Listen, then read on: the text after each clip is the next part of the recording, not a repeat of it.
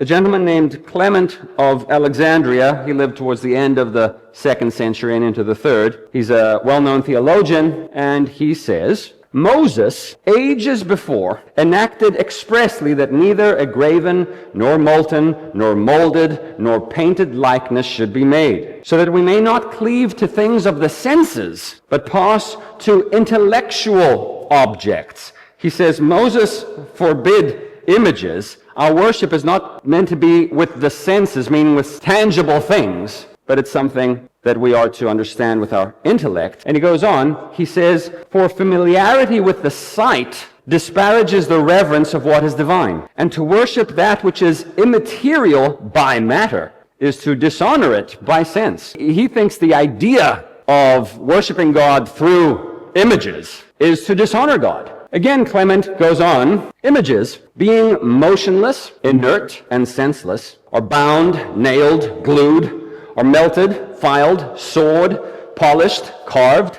The senseless earth is dishonored by the makers of images, who change it by their art from its proper nature, and induce men to worship it. And the makers of gods worship not gods and demons, but in my view, earth and art, which go to make up images. For in truth, the image is only dead matter shaped by the craftsman's hand. But we, Christians, we have no sensible, and he means with the senses, but we have no sensible image of sensible matter, but an image that is perceived by the mind alone, God, who alone is truly God. So everyone else has images that you can sense. We don't have those kind of images. We worship God alone.